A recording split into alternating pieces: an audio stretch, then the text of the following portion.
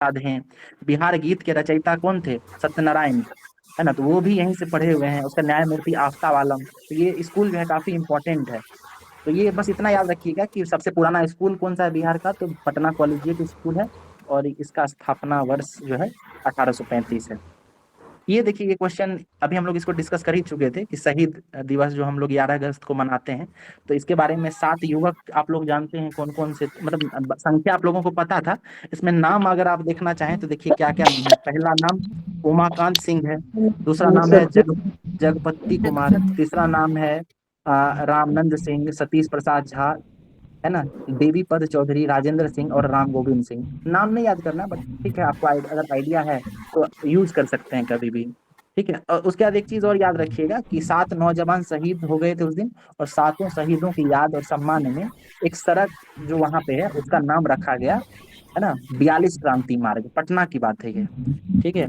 अच्छा, यहाँ पे जो ये फोटो आप लोग काफी चर्च देखते रहते होंगे ना, आए दिन जो है कहीं ना कहीं मिल ही जाता है इसके यस फोटो। सर। इसके इसके बारे में देख लीजिए कि ये इस फोटो के मूर्तिकार जो है वो देवी प्रसाद राय चौधरी हैं। ठीक है। और ये कांस की प्रतिमा है। ठीक है ना, किस चीज की बनी हुई है तो याद रखिएगा, कांस की प्रतिमा है। उसके बाद एक ब्रह्मयोनी पहाड़ी, ये भी चर्चा में रहा है, तो ये ब्रह्मयोनी पहाड़ी जो है गया में, गया आप लोग में। जानते हो।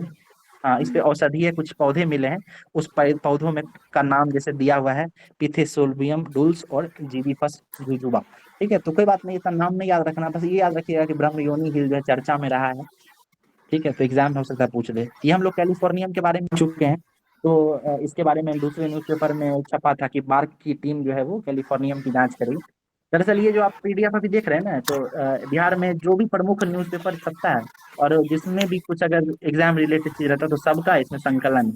तो हो सकता है एक ही न्यूज आपको कई बार रिपीटेड भी मिले। तो पटना की मिस काजल जो है सर जी मैम बोलिए। सर ब्रह्म योनि पहाड़ी कहाँ पाई गई थी? आवाज नहीं आ रही आपकी, क्या बोल रही हैं?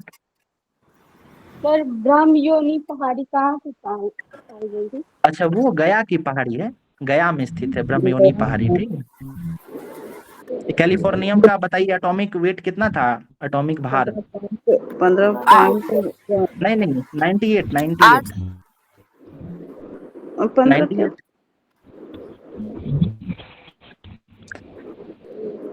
15 मैम, वो उसका वजन लिखा हुआ था, ग्राम वगैरह, अगर आप पेपर पढ़ रहे हो तो ग्राम वगैरह था। ठीक है। उसका देखिए, बिहार सरकार जो है इस बार अच्छा। बिहार से 6 शिक्षकों को जो है ना राष्ट्रीय पुरस्कार के लिए चयनित की है। उसमें से 4 लोगों को ही अवार्ड मिलेगा, 4 लोगों को मिलता है। तो यही 6 में से कोई 4 हो सकते हैं। ठीक है, बस इतना याद रखिए। और एक इम्पॉर्टेंट न्यूज इसमें ये है कि जो जीतते हैं ना उनको 80,000 रुपया मिलता है। उसमें से 50,000 रुपया केंद्र सरकार देती है और 30,000 रुपया राज्य सरकार देती है। और इन 6 लोगों में से 4 तो अवार्ड जीतेंगे, और जो 2 लोग बच जाएंगे ना उसको राज्य सरकार सम्मानित करेगी ना। मतलब 4 लोगों को तो राष्ट्रपति सम्मानित करेंगे, और जो 2 लोग बच जाएंगे उसको मुख्यमंत्री सम्मानित करेंगे या राज्य सरकार सम्मानित करेगा। ठीक। उसके बाद देखिए, राज्य में वस्त्र उद्योग को मिलेगा बढ़ावा, 5 योजनाओं को स्वीकृति मिली है। तो इस इम्पोर्टेंट न्यूज में 2 जगह बहुत इंपॉर्टेंट है, ये नाम याद रखिएगा। पहला तो नाम है टेकारी बेलागंज, है ना, टेकारी बेलागंज कहाँ है? तो ये गया जिले में है। ठीक है, गया जिले का टेकारी बेलागंज और भागलपुर जिले का मीराचक, ये 2 जगह याद रखिएगा। नाम क्या क्या है? टेकारी बेलागंज और मीराचक। ठीक है। अभी वस्त्र मंत्री कौन है भारत के? गिरिराज सिंह का मंत्रालय क्या है, गिरिराज सिंह का? शायद अभी उन्हीं को मिला है क्या? अभी वस्त्र मंत्री गिरिराज सिंह हैं। अच्छा, आप ये बताइए, हथकरघा दिवस कब मनाते हैं, भारतीय हथकरघा दिवस? मेरे नहीं। 7 अगस्त को भारतीय 7 अगस्त। हथकरघा दिवस। जी जी बिल्कुल, याद रखिए सब चीज।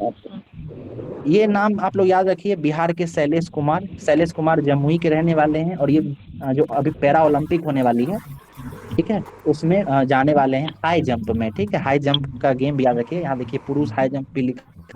ठीक है, तो पुरुष हाई जंप में वो जाने वाले हैं। नाम है शैलेश कुमार, जमुई जिले के। बायो बायोफर्टिफाइड्स फसलें हैं ना, बायोफर्टिफाइड्स फसल क्या होता है? वैसा फसल जो अभी जलवायु परिवर्तन को लेकर जो मतलब पहले से तैयार किया जाता है ना, जिसमें रेसिस्टेंट पावर ज्यादा होता है, तो ऐसी फसलों को बायोफर्टिफाइड फसल कहते हैं। तो उसको लेकर जो है बिहार का पूसा एग्रीकल्चर कॉलेज जो है वहाँ पे प्रशिक्षण चल रहा था, तो ये याद रखिएगा।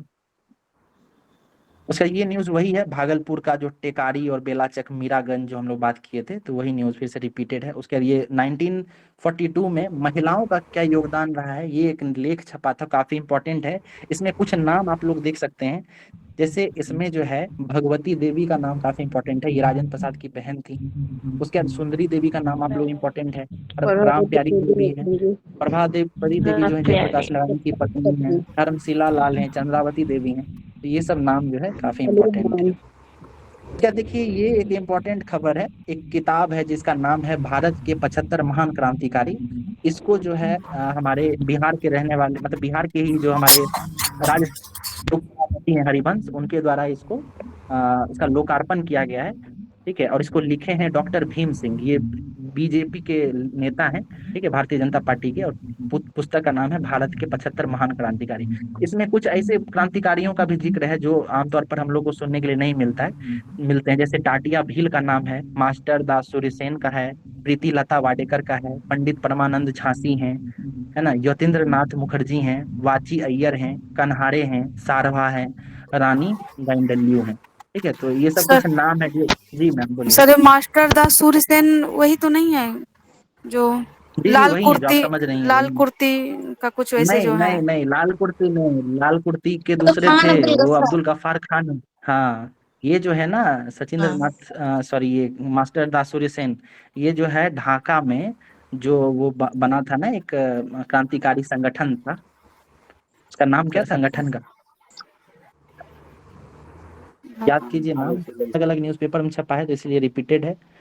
उसके राज्यसभा के उपसभापति डॉक्टर भीम सिंह, पुस्तक हम लोग देख चुके हैं। इनके पुस्तक का नाम क्या था,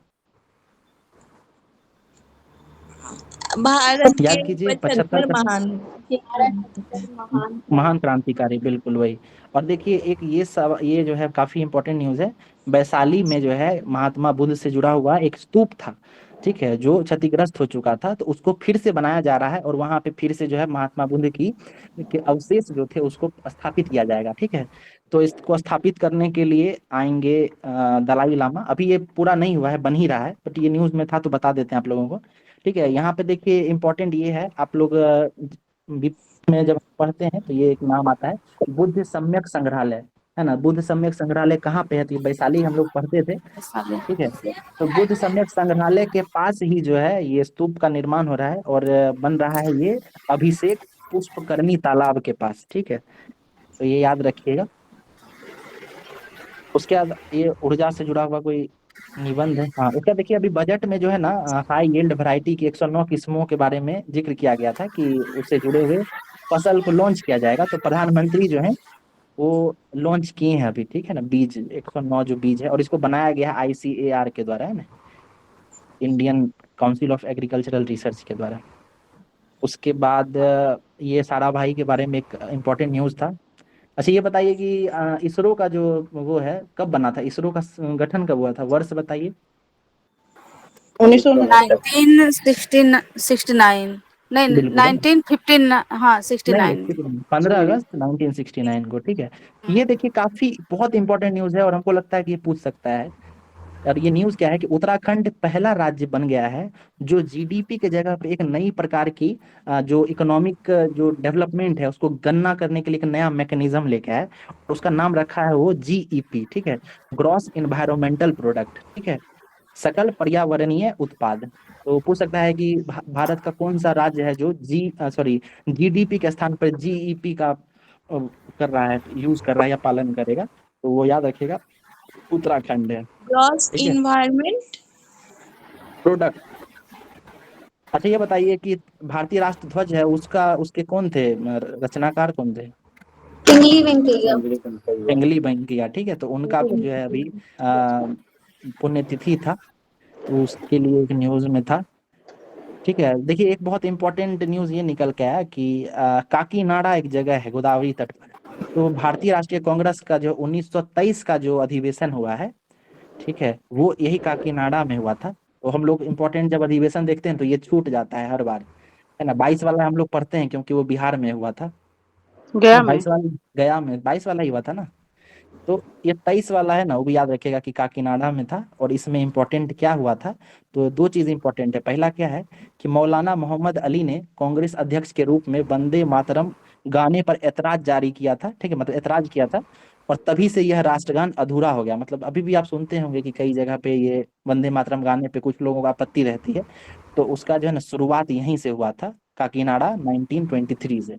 और दूसरा इंपॉर्टेंट न्यूज इससे ये है कि इसी में 1923 में ही, काकीनाडा के अधिवेशन में ही, जो पिंगली वेंकैया थे कांग्रेस जुड़ के और राष्ट्रीय ध्वज पे चर्चा की, ठीक है। तो शुरुआत में आप लोगों को पता होगा कि हमारा राष्ट्रीय ध्वज में पहले चरखा था, फिर इस प्रकार का चरखा बना। एक इंपॉर्टेंट फैक्ट ये है कि जालंधर के हंसराज के द्वारा जो है झंडे में चक्र चिन्ह बनाने का सुझाव दिया गया था, ठीक है। अभी हम लोग अशोक चक्र देखते हैं अपने झंडे में, वो यहीं से था, ठीक है। तो ये कुछ इंपॉर्टेंट न्यूज था 2-3 दिन में, तो हम सोचे कि क्लास लास्ट हो रहा है तो बता देते हैं आप लोगों को, ठीक है। कैसा लगा आप लोगों को, ठीक था ये? बहुत अच्छा क्वेश्चन सर, बहुत एग्जाम में बढ़िया। आएगा सर। ओके, ठीक है। इसी तरीके से ना हम लोग अगर टाइम मिलेगा तो क्लास के बाद थोड़ा करंट अफेयर्स भी डिस्कस कर लिया जाएगा। हम्म, जी सर। जी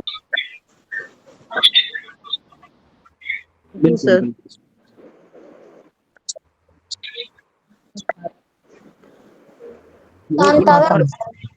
मूवी का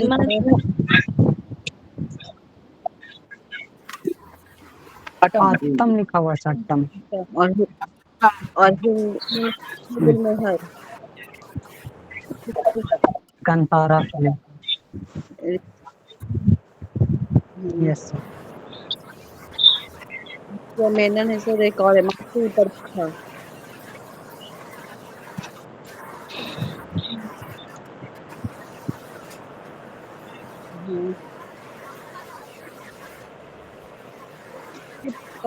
डायरेक्टर शायद है उनको।